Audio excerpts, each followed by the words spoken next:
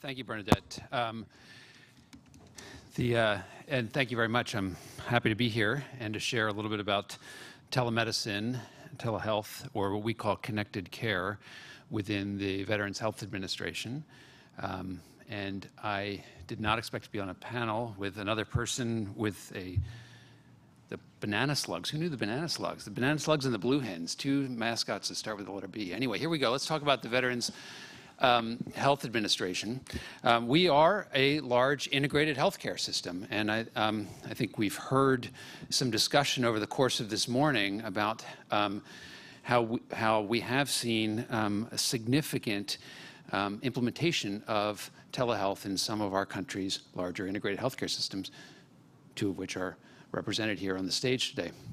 We take care of 6 million plus veterans a year, and we do so. We have 326,000 employees, 177,000 which are clinical employees, and we do so at over 1,200 sites of care, physical sites of care.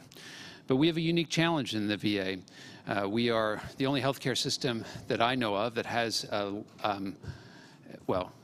we are a healthcare system. There are others within the government healthcare space, but where we are required to deliver health care to eligible veterans, regardless of where they are in the country, even in places where we don't have a physical presence. And that has been one of the big drivers of our early adoption of telehealth. But first, some of the speakers this morning gave disclaimers, including Helen, who gave a disclaimer that her one experience in telehealth was answering text messages from relatives about health issues. And I actually think that is relevant because I think it talks about the expectations that consumers are going to have as we move forward into the future for the convenience factor of accessing healthcare. We've heard about the theme of both access and convenience today. So I wanted to provide a little bit of an example of what this actually looks like. This is my son. He's now 11. This was 2 years ago. He was 9 years old at the time. He's a little bit embarrassed that I continue to use this slide with his spelling mistake and improper use of the plural for the word tooth.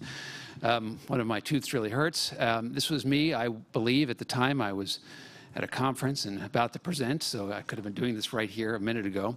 I had taken him to the dentist earlier that day. His mom was home with him. I don't know why he chose to text me instead of my wife when she was just downstairs, but nevertheless, what I love about this is that this shows asynchronous telehealth, and it happens spontaneously in a 9-year-old, that he sent me the image to help me understand exactly what he was talking about, right? And this is closed-loop telehealth, right? So I, went over and texted my wife, who was downstairs, and said, Henry's tooth hurts. Maybe we should give him some medication. He was reminding me. I got a little reminder that it really hurts. And then I got follow-up that this encounter had been completed, that Mom got him the acetaminophen, all was well. This is the customer. These are the consumers of our future healthcare system. And we need to be prepared to serve these customers. But in the VA, and I think oftentimes the population that benefits the most from telehealth and where there probably is a stronger business case, since we've been talking about the finances behind this, is in the elderly population.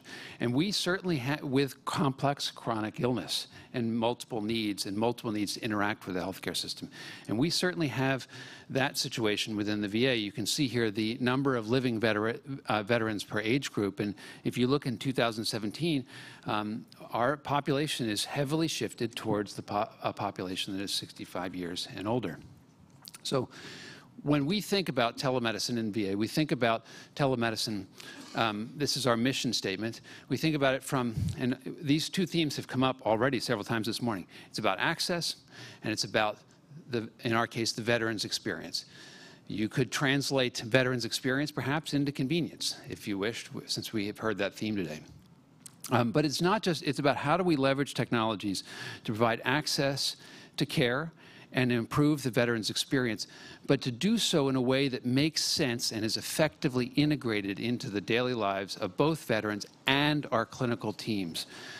We think about things in three categories. How do we use technology to connect patients with the providers that are part of their care teams? How do we leverage what we offer in healthcare, which is access to trusted relationships to improve health?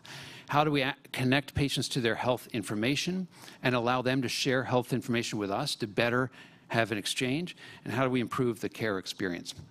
We do this, our technology set, as Bernadette mentioned, includes our portal, mobile applications, connected devices, Internet of Things. I don't think the technology matters all that much. What matters is how this improves care delivery. Where did we start in VA? I think this surprises everyone. Our first telehealth encounter, I could take a show of hands as to when you think that might have happened, but I'm looking at the clock, so I'm going to tell you that it was in 1959. In 1959, we did our first telemedicine visit. It was a group therapy, telemental health, by two-way television between the University of Nebraska and the Omaha, Lincoln, and Grand Island VA hospitals. Now, there was a pretty large gap between 1959 and a broader implementation of telehealth, but where are we today? It was mentioned earlier by Helen that we last year did more than 2.1 million episodes of telehealth care. And there's a definition issue here. We define telehealth a little bit differently than Kaiser in these numbers that we report, although I'm advocating to adopt the way you measure telehealth, to include, for example, scheduled telephone visits and secure email encounters. These visits are either a full month of remote home monitoring, a video visit, or a store and forward telehealth encounter where some image is sent back and forth and an interpretation occurs. That's what the 2.1 million visits are. And 12% of our veterans received at least a portion of their care through one of those modalities last year. And approximately 45% of them lived in highly rural areas. If you add in telephone care, that number increases significantly. And so I want to spend just 1 minute going through this slide here, which sort of gives you the landscape of how we think about telehealth and implement it in the VA. It's a pretty broad implementation of telehealth. And Bernadette mentioned the modalities. That's an important way we think about it. What are the technologies we use? And we also think about this in two other frameworks. One, where does telehealth occur? And we think about this in three locations. I think you've heard this earlier today. In the home, how are we delivering care into the home? And we are doing that through our portal, through secure email, through scheduled telephone visits, through mobile apps that are allowing veterans to share their data back with their healthcare team, through remote home monitoring through our home telehealth program, where we last year, for example, monitored 147,000 patients over the course of the year in their home and saw a 31% reduction in admissions and a 57% reduction in bed days of care. We deliver telehealth in the clinic environment, connecting our remote clinics, often in rural areas where there isn't a distribution of specialists, to our main medical centers. And we also do store and forward telehealth there. And in the hospital, tele-ICU and tele-stroke you heard mentioned. We also think about this as how we implement it. We implement it locally. This is about access. We implement telehealth regionally. We have multiple telehealth hubs across the country, which is all about building capacity or efficiency. And we implement it at the national level, thinking about matching patients with the unique clinician who can help deliver the care that they need, increasing quality across the healthcare system. This is a high priority for our organization.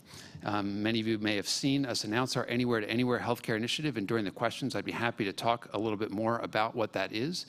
And that was also announcing our video solution, which we can also talk about, and you'll see demonstrated in a video in a little bit. So with that, I am going to hand things over to Dennis, who is going to share a little bit about the Kaiser experience.